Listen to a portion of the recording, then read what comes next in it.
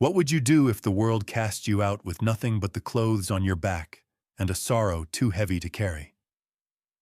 If, at 20 years old, you found yourself utterly alone, with every door that ever meant home slammed shut behind you, for Emmeline Hale, in the raw, wind-swept expanse of the Texas Panhandle in 1884, this wasn't a question. It was the dust in her throat and the ache in her bones. Thrown out by her own kin after her sister's passing, she was left with a handful of coins and a grief that had no place to rest. And so, in a moment of quiet desperation, she bought a forgotten county jailhouse for the grand price of $1. The town laughed. They called it Hale's Folly, a tombstone for a girl who had already lost everything. But the truth waiting inside those silent, grimy walls, scratched into the very stone by a man the world had also forgotten, was a secret that would unravel a town's darkest lie and rewrite its future forever. Settle in, and let us tell you a story of how the most dismissed places can hold the most powerful truths. We'd love to know where you're watching from tonight, as we journey back to a time of dust, dignity, and quiet rebellion. Emmeline Hale arrived in Redemption Flats on the back of a freight wagon, clinging to a small carpet bag that held everything she owned: a change of dress, her sister's locket, and $37. The wind was a constant, a physical presence that scoured the flat land and pushed against the small clapboard buildings as if trying to erase them. It had been a month since she'd buried Mary, a month since her brother-in-law, Silas, his face a mask of pinched grief and impatience, had told her she could no longer stay. "This is my house now," he'd said, not unkindly, but with the finality of a closing door. "A grown woman needs her own way." His way of saying her presence was a constant reminder of his loss, a burden he no longer wished to bear. She didn't argue. The fight had gone out of her by Mary's sickbed, watching her sister fade like a photograph left in the sun. She simply nodded, packed her bag, and walked away from the only home she'd known since her parents were taken by fever 5 years prior. Redemption Flats wasn't a destination. It was simply where the wagons stopped. It was a town of one dusty main street, a saloon, a general store, a blacksmith, and a new brick courthouse that stood proud and out of place against the weathered wood surrounding it. Hope was a scarce commodity here, same as water. People's faces were as weathered as the buildings, their eyes holding a kind of resigned suspicion for newcomers. Emmeline took a room at the boarding house, paying for a week in advance, and spent the first 2 days just walking. She walked the perimeter of the town, her worn boots kicking up pale dust, her gaze fixed on the endless horizon. She was trying to walk the tremor out of her hands, the hollowness out of her chest. She was a ghost in a town that had no memory of her, and the anonymity was both a comfort and a curse. On the third day, she saw the notice tacked to the board outside the general store. It was a county auction notice, handwritten in neat, looping script. The county was selling off surplus property. There was a list of small, barren parcels of land nobody wanted, and at the very bottom, one peculiar item: Old County Jailhouse and Lot, stone construction, sold as is, minimum bid $1. Emmeline read the line 3 times. The laughter and whispers of the men reading it beside her were a low hum. A jail, a place of misery and confinement. But to Emmeline, who felt she was living in a prison of grief already, the words looked different. Stone construction. It sounded permanent. It sounded solid. In a world that had proven to be made of sand and shifting loyalties, stone sounded like something a person could hold on to. The auction was held on the steps of the new courthouse the following Saturday. A small crowd had gathered, mostly out of boredom. Sheriff Barton, a man whose belly strained the buttons of his vest and whose face was perpetually flushed with self-importance, was acting as auctioneer. He was a man who enjoyed the sound of his own voice, booming it across the dusty square. as he dispensed with the worthless land parcels for a few dollars apiece to ranchers looking to add to their grazing territory. Then he came to the last item. "All right, folks," he bellowed, a smirk playing on his lips. "Last on the docket, the old county jail. A fine piece of local history," he said, drawing a ripple of laughter from the crowd. "Built solid, I'll give it that. But the county's got no use for it. And frankly, it's an eyesore. We'll start the bidding at $1. Do I hear $1 for that useless pile of rocks?" He grinned, expecting silence. He wanted to declare it unsold, to eventually have it torn down. $1, a quiet voice said. The voice was clear and steady, but so unexpected it cut through the murmuring. Every head turned. Emmeline Hale stood at the back of the crowd, her hand raised just enough to be seen. She wore her one good dress, faded but clean, and her expression was calm, her chin held high. Sheriff Barton's smirk faltered, replaced by disbelief, then open contempt. "The girl?" someone muttered. "What's she want with that place?" The sheriff stared at her. $1 from the young lady. Do I hear $2? He looked around, his eyes daring anyone to bid against this foolish girl. The crowd was silent, their amusement turning to a kind of pitying curiosity. $1 going once, Barton called, his voice laced with mockery. Going twice. He paused, letting the humiliation hang in the air. Sold, he finally snapped, slamming a small gavel onto the lectern. To the girl with more dollars than cents, for $1. The crowd broke into whispers and a few outright laughs. Emmeline ignored them. She walked forward through the parting sea of bodies, her gaze fixed on the deed in the sheriff's hand. She placed her silver dollar on the lectern. It rang with a clear, final sound in the sudden quiet. What could a lone woman possibly do with a derelict jailhouse on the edge of the Texas Panhandle? What secrets did those sun-bleached stones hold, and why had the town been so quick to forget the men who had lived and died within them? The answers would come not with a shout, but with the patient scrape of a brush against stone, revealing a truth more dangerous than anyone in Redemption Flats could ever imagine. Let us know in the comments what you think Emmeline should do first, and be sure to subscribe for more tales of forgotten history. Now, as the deed was placed in her hand, her ownership was official, but her trials were only just beginning. The walk to the general store was a gauntlet of stairs. Emmeline felt them on her back, on the side of her face, a mixture of pity, scorn, and sheer bewilderment. The purchase of the jailhouse had made her the town's newest and most baffling spectacle. Inside the store, the talk ceased the moment she pushed the door open, the little bell above it announcing her arrival with a cheerful jingle that felt entirely out of place. Mr. Henderson, the proprietor, a thin man with spectacles perched on his nose, simply looked at her over the rims. "Help you?" he asked, his tone neutral but his eyes full of questions. Emmeline needed supplies: a bucket, a stiff bristled brush, a bar of lye soap, a sack of flour, and some coffee. The barest essentials for survival and for the monumental task that lay ahead. As Mr. Henderson weighed out the flour, the whispers started again in the corner where a few ranchers were gathered. "Pile of rocks? Haunted, I hear. Old man Rook died in there. Coughed his last rite in that north cell." Emmeline kept her face forward, pretending not to hear, the names and warnings just more wind blowing past. As she stepped back out onto the wooden sidewalk, her arms laden with her purchases, Sheriff Barton blocked her path. He stood with his thumbs hooked in his belt, his shadow falling over her completely. "Well now, Miss Hale," he said, his voice a low, condescending drawl.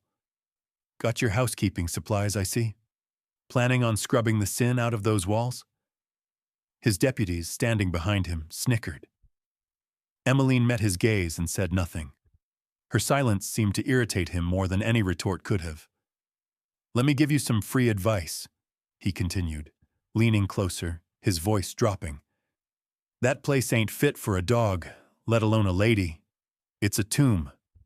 You'd be wise to sell the lot for scrapstone and get on the next wagon out of town. He was trying to intimidate her, to make her feel small and foolish. He was succeeding in making her feel small, but a stubborn, quiet anger began to kindle in the cold place her grief had occupied. She gave a slight, almost imperceptible shake of her head. "It's my property now, Sheriff," she said, her voice barely above a whisper but firm.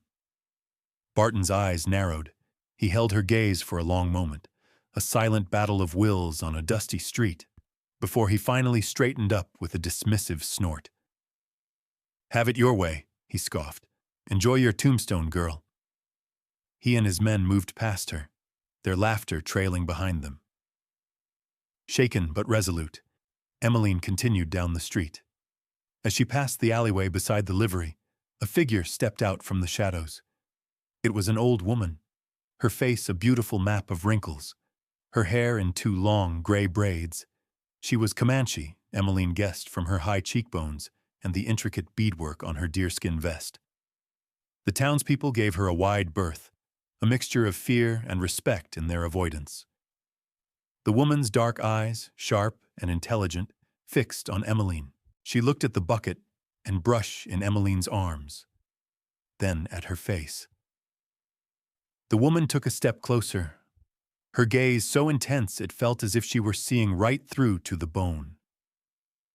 She raised a leathery hand and pointed a single, steady finger toward the edge of town, in the direction of the old jail. "Some walls don't hold men in," the woman said, her voice raspy, like dry leaves skittering across stone. "They hold truth still." And with that, she turned and disappeared back into the alley as silently as she had appeared. Emmeline stood frozen, the cryptic words echoing in her mind. She didn't understand them, not then. They were just another strange current in a day full of them. But she would remember them. She would carry them with her, another small, hard possession, as she walked the final 100 yards to her new home. The jailhouse sat squat and defiant at the very edge of Redemption Flats, where the town gave way to the endless, waving grass of the prairie. It was set back from the main road, a solitary block of sun-bleached limestone that seemed to have grown from the earth itself. The roof was slate and mostly intact, but the wooden door hung slack on a single rusted hinge, permanently ajar like a mouth agape. The two windows, little more than slits in the stone, were barred with iron so corroded it looked like skeletal fingers. There was no glass. The wind whistled through them, a low, mournful sound. Emmeline set her supplies down in the dust and simply looked. From a distance it had seemed solid. Up close, it was a study in decay. Weeds grew thick and tenacious from cracks in the foundation. The air around it was heavy with the smell of neglect, of dust and damp and rat leavings, and something deeper, a cold, mineral scent of old sorrow. For a moment, her resolve wavered. The sheriff's word echoed in her mind. Tombstone. It did look like one. A faint scratching sound from behind the building drew her attention. She walked around the side, her boots crunching on loose gravel. There, huddled against the relative warmth of the stone wall, was a dog. It was a scruff of a thing, ribs showing through a coat of indeterminate color, matted with burrs and dust. One ear was torn. It watched her with weary, intelligent eyes, too weak or too defeated to run. It didn't growl, just gave a faint thump of its tail against the dirt. Emmeline felt a pang of recognition. Here was another creature cast out and forgotten, clinging to the shelter of a forsaken place. She broke off a piece of the small loaf of bread she'd bought and tossed it gently. The dog crept forward, snatched it, and retreated to its spot, wolfing it down in 2 bites. "You can stay," Emmeline murmured, as much to herself as to the animal. "If you've got nowhere else to be." The dog seemed to understand. It laid its head on its paws and watched her. She had found her first and only ally. That night, she didn't dare sleep inside. The interior was a black pit of unknown filth and darkness. Instead, she built a small fire a few yards from the entrance, using dried brush and a few splintered planks she found nearby. She wrapped herself in her thin blanket, her back against her meager sacks of supplies, and watched the stars emerge in the vast, ink-black sky. The dog, which she had decided to call Ghost for his pale, dusty color and silent presence, crept closer to the fire and lay down, letting out a long, contented sigh. The jailhouse loomed beside them, a dark shape against the starfield. It didn't feel menacing. It felt watchful, patient. It had been waiting a long time. Emmeline listened to the wind moving through the barred windows, a constant, low song. It sounded like a voice trying to speak, a story trying to be told. She closed her eyes, the locket with her sister's likeness clutched in her hand, and for the first time since Mary's death, she didn't feel entirely alone. She had Stone at her back and a fellow stray by her side. It wasn't a home, not yet, but it was a beginning. The work would start at dawn. The next morning, Emmeline began. With her new bucket, she made a dozen trips to the town well, hauling water back to the jailhouse. Ghost trotted faithfully at her heels, a silent, four-legged shadow. The interior of the jail was worse than she had imagined. It was comprised of 2 small cells on either side of a narrow corridor, and a small front office area. Everything was coated in a thick, greasy layer of grime, cobwebs as thick as cotton batting hanging from the corners. The air was stagnant and foul, but the stone floors and walls were solid, the ironwork of the cell doors immovable. It was built to last.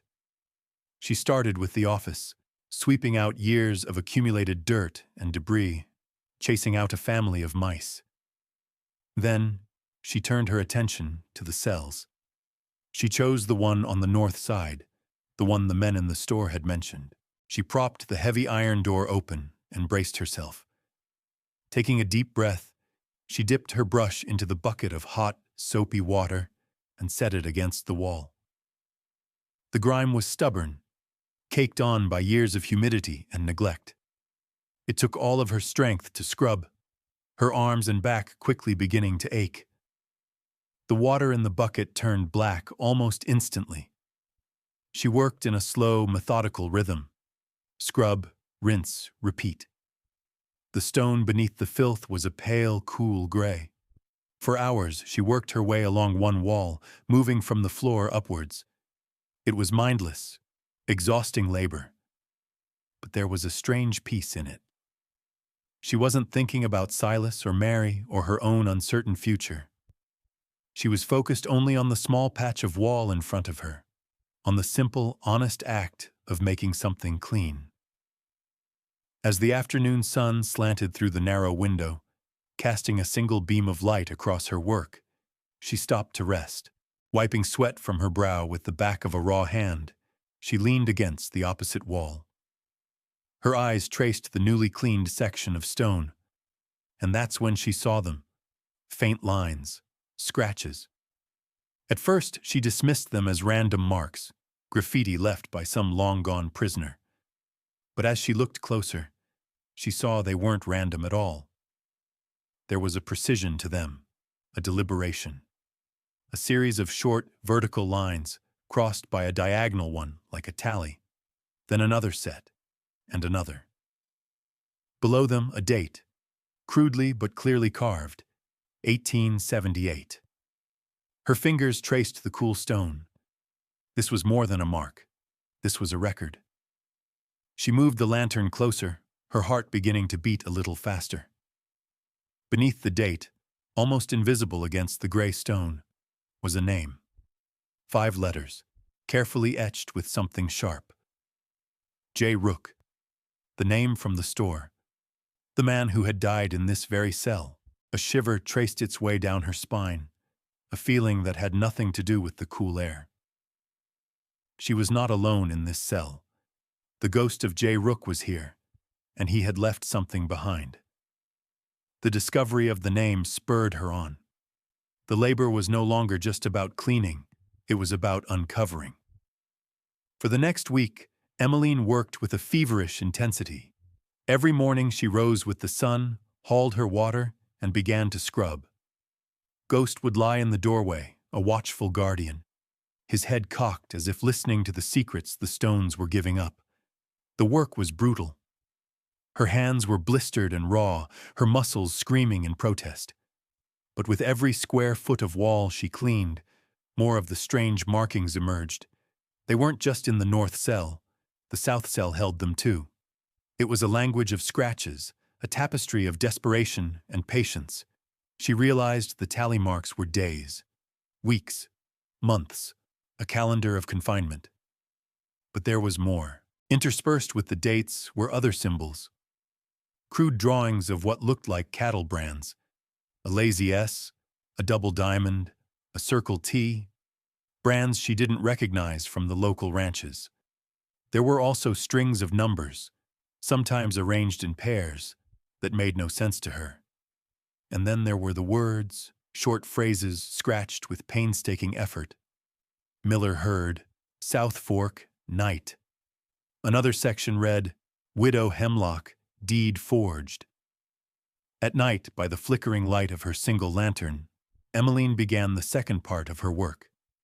She used the few precious sheets of paper she owned and a piece of charcoal from the fire to meticulously transcribe the carvings from the walls. She drew the brands exactly as they appeared. She wrote down the numbers and the cryptic phrases. The walls of her small living space, the former jail office, became covered in these strange notes. It was a puzzle, and she felt a growing, urgent need to solve it. J. Rook, whoever he was, had not been idle in his final days. He had been leaving a message, a testament. He had used the only paper he had, the very walls of his prison. This place wasn't a tomb. It was a book. During the day, she would sometimes feel a profound connection to the man. As her hands scraped away the grime, she imagined his hands carving the stone, the slow, patient work of a man with nothing left but time and a story to tell. She felt his anger, his meticulous care, his desperation to not be forgotten, to not let the truth die with him. Her frequent trips to the town well, her buckets now for cleaning instead of just for survival, did not go unnoticed. Sheriff Barton would often watch her from his office across the street, his expression a mixture of suspicion and annoyance. Her persistence bothered him. She was supposed to have given up, to have fled the town in defeat. Instead, she was working on that forgotten building with a purpose he could not fathom. One afternoon, he confronted her as she drew water. "Still playing house in that mausoleum, Miss Hale?" he asked, his voice dripping with false concern. "You're starting to look as haunted as the place itself." Emmeline simply looked at him, her face smudged with dirt, her hands wrapped in rags to protect her blisters. "Just cleaning, Sheriff," she replied, her voice even. It was left in a sorry state. His eyes narrowed, searching her face for something, some sign of what she was up to. "Some things are best left buried in the dirt," he said, his voice low and hard. It was a clear warning. But it was too late. Emmeline had already begun to dig. She knew she was onto something, something important, something dangerous.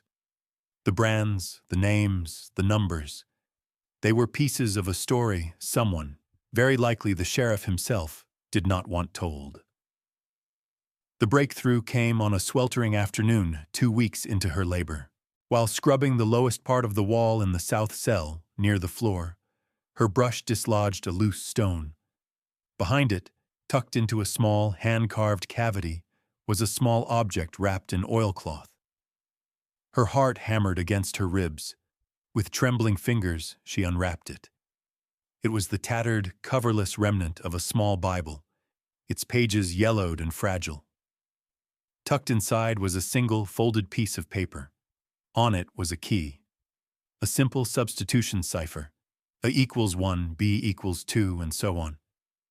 But it was more complex than that. It was tied to the Bible. A set of numbers like 3:16 meant the third book, 16th verse. A letter could be represented by the first letter of a certain word in a certain verse. It was ingenious, a code that would mean nothing to anyone without this key and the book it belonged to. J. Rook had made sure his message could only be read by someone who found his hidden tools. That night, her hands shaking so badly she could hardly hold the charcoal, Emmeline began to translate. She started with a long string of numbers she had transcribed from the wall above where Rook had died. Using the key, she cross-referenced the pages of the tattered Bible. The numbers resolved into letters, the letters into words. The first message was clear and chilling. Barton Sheriff, he is the wolf. A cold dread washed over her. This was not just a record of a prisoner's despair. It was an accusation. She worked through the night, the lantern burning low, Ghost whining softly at her feet as if sensing her distress. One by one, the secrets of the walls gave themselves up to her. The cattle brands she had copied were next to dates. The cipher turned the accompanying numbers into names of ranches. Barton took Miller herd, drove them south to sell, blamed rustlers. The numbers that looked like coordinates were tied to a name she had seen, Widow Hemlock. The translated text read, Deed for Widow Hemlock's quarter section, forged by Barton after he ran her off. Emmeline felt sick. This wasn't just theft. It was a systematic campaign of fraud and violence by the town's highest lawmen. The final, most damning message was carved directly over the spot where a prisoner would lay his head to sleep. It was the longest and the last. She translated it with a growing sense of horror, the words appearing on her paper like a ghost's confession. Barton shot Hemlock's boy when he came asking questions. Said it was me. He planted the gun. He lies. He is a murderer. God see this truth. J. Rook. Just like that, the puzzle was complete. J. Rook wasn't a killer. He was a witness. He had been arrested and silenced, left to die in this cell with the truth burning inside him. He had spent his last days, his last ounces of strength, turning his prison into a permanent, undeniable record of Sheriff Barton's crimes. Emmeline sat back on her heels. The transcribed pages spread before her on the stone floor.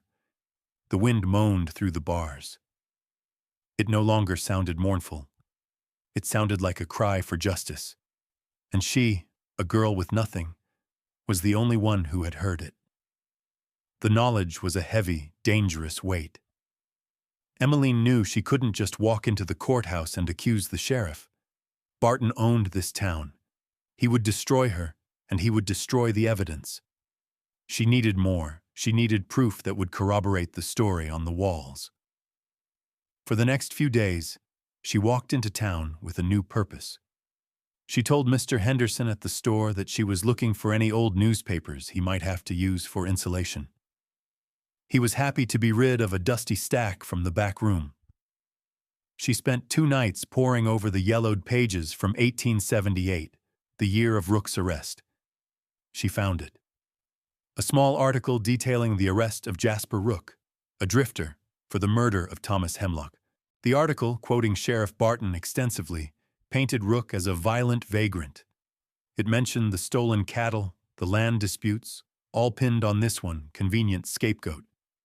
The official story matched the lies Rook had described. Her next step was riskier. She went to the new courthouse, to the county clerk's office. The clerk, a man named Abernathy, was elderly and meticulous, with ink-stained fingers and a quiet, professional demeanor. Emmeline told him she was interested in the history of her new property and wanted to see the old deed records for the surrounding area. It was a plausible enough request. For 2 days, she sat in a dusty corner of the records room, poring over the heavy ledgers. And she found it all. The original deed for the Hemlock property, signed and sealed, and then, a year later, a new deed, transferring the property to a holding company. The signature on the transfer was a clumsy forgery of Mrs. Hemlock's name, and the notary stamp was from a man who, according to the newspapers, had left town a month before the document was dated. The holding company's owner? A man from a neighboring county, a known business associate of Sheriff Barton. She also found records of cattle sales from that same period. Large, unbranded herds sold for cash by that same associate. The pieces were all there, a trail of paper and ink that confirmed every scratch J. Rook had carved into the stone. Her quiet research, however, had not gone entirely unnoticed. Barton had seen her leaving the courthouse. Her presence was no longer a foolish curiosity. It was a threat.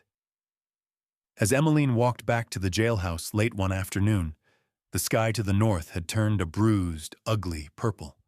A storm was coming, a real Texas norther. The wind picked up, whipping dust into her eyes. Just as she reached her door, she saw him. Sheriff Barton, riding out from town, his face dark as the storm clouds. He was coming for her. Panic seized her for a moment, cold and sharp. Just as he drew near, she heard another sound, the frantic shouts of a man and the terrified cries of a child.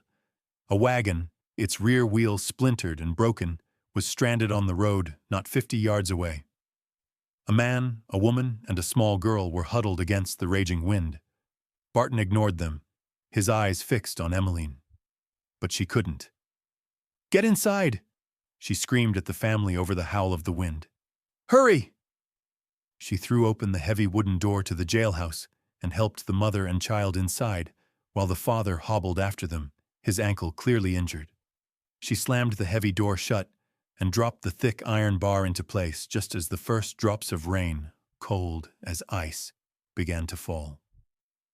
Through the barred window, she saw Barton rein in his horse, staring at the closed door, his face contorted in fury as the full force of the storm hit. He was forced to turn his horse and ride back, defeated by the gale. Emmeline leaned against the door, her heart pounding. She had used the jail not as a prison, but as a sanctuary. She had barred the door against the lawman to protect the innocent. In that moment, her choice was made. She would not run. She would see this through. The storm raged all night, a terrifying symphony of wind and rain. Inside the old jailhouse, the stone walls held firm, a bulwark against the chaos. Emmeline shared her meager supplies with the stranded family, the Clarks. The father, John, was a land surveyor from Amarillo. His wife, Sarah, cared for their daughter, Lily, who was mesmerized by Ghost, the dog, who seemed to sense the need for calm and lay quietly beside her. By the light of the lantern, surrounded by the transcribed secrets on the walls, Emmeline found the courage to tell them everything. She showed John Clark her notes, the brands, the coordinates, the story of Jasper Rook. John, a man accustomed to the precision of maps and ledgers, listened intently.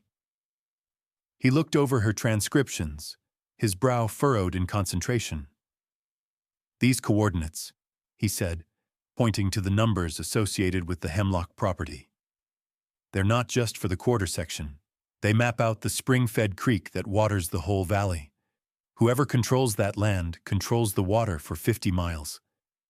He looked at her, his expression grim. "This isn't just theft. This is a man trying to build an empire." When dawn broke, the world outside was washed clean. The storm had passed, leaving a calm, cool quiet in its wake. John Clark, his ankle tightly bound, looked at Emmeline with a newfound respect.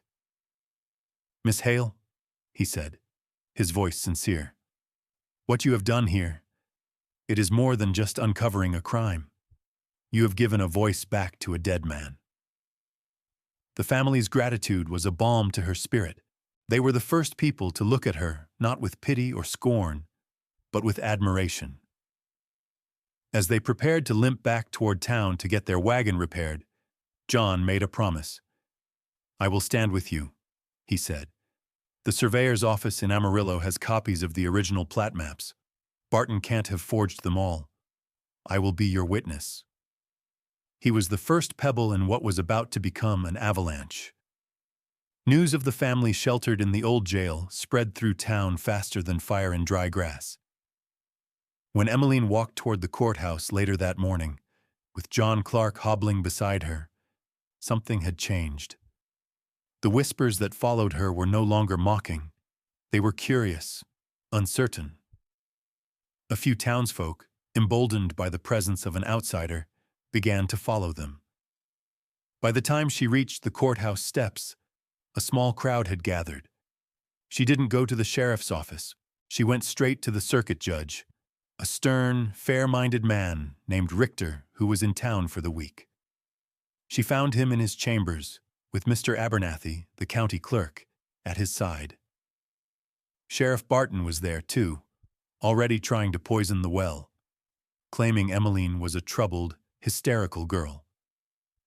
But Judge Richter held up a hand for silence. "Miss Hale," he said, his voice even, "I am told you have something to present to this court." With a calm she did not feel, Emmeline laid her papers on his desk. The transcriptions from the wall, her notes from the old newspapers, the discrepancies she'd found in the deed ledger. She told the story of Jasper Rook, her voice clear and steady in the silent room. When she finished, Barton burst into laughter, loud and false. "This is absurd. The ravings of a dead murderer and a lonely girl. There's no proof." "There is," Mr. Abernathy, the quiet clerk, said, stepping forward. He had been listening, his face pale. "I always had my doubts about that Hemlock transfer. The notary's seal. It wasn't right." He pulled out the original ledger and opened it for the judge. At the same time, John Clark stepped forward, presenting his own professional assessment of the land grab and the forged survey lines. The judge looked from the ledger to Emmeline's notes, then to the sweating sheriff. "The walls, you say?" Judge Richter asked Emmeline. "The proof is on the walls?" "Yes, sir," she replied. "Every word." The judge stood. "Then we shall go and read them." The procession that walked to the old jailhouse was half the town. Judge Richter, Emmeline, the Clarks, Mr. Abernathy, and a humbled Sheriff Barton, with the townspeople trailing behind. They entered the clean, sunlit cells, and there, on the stone, faint but undeniable, was the truth. The brands, the dates, the names. J. Rook's meticulous, desperate testament, clear as day. The crowd was silent, their faces a mixture of shock and dawning anger. They were seeing their town's history, its deepest wound, laid bare. Sheriff Barton, standing in the cell where Rook had died, seemed to shrink. The bluster and arrogance were gone, replaced by the flat, empty look of a man who had been caught by a ghost. There was no need for a confession.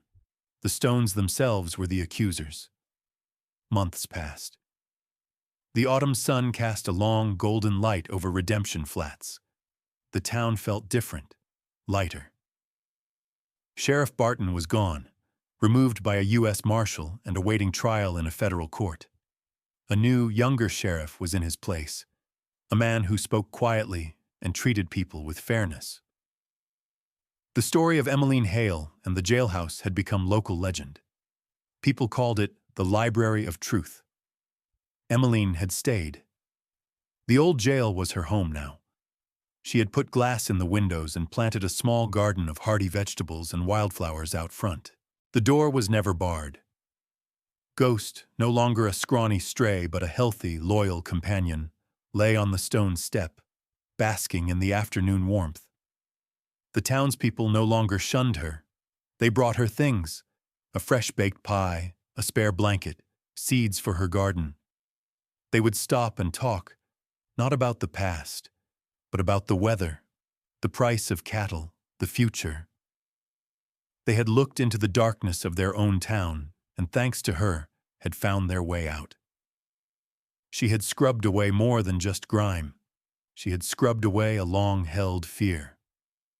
One evening, as she sat on the step watching the sunset paint the sky in hues of orange and rose, the new sheriff rode by. He stopped his horse and tipped his hat to her. "Evening, Miss Hale," he said. "Just wanted to thank you." "For what?" she asked. "For reminding us," he said simply, "that the law is supposed to serve the truth, not the other way around." He nodded once more and rode on. Emmeline watched him go, a quiet sense of peace settling over her. She looked at the sturdy stone building behind her. It had been her sanctuary, her project, her purpose. It had saved her, just as she had saved the truth within it. Mr. Clark had offered to buy the property from her for a handsome sum, knowing the value of the land and its water rights. She had politely refused. A young boy from town, sent to deliver some fresh milk, looked up at her with wide, curious eyes. "Is it true what my pa says?" he asked, "that this used to be a jail?" Emmeline smiled, a real, gentle smile. She reached down and ran a hand over the cool, familiar stone of the wall, where a man's final words had waited so patiently. "It's not a jail," she said softly, answering a question she hadn't known she was asking herself all this time. "It's a library of truth." Thank you for staying with us to the very end of Emmeline's journey. Her story is a powerful reminder of the power of listening to the forgotten, and how one person's courage can bring light to the darkest of places. If you were moved by her quiet determination, please give this video a like and share it with someone who appreciates a story of justice hard-won. Don't forget to subscribe for more tales of history's hidden heroes. We'll see you next time.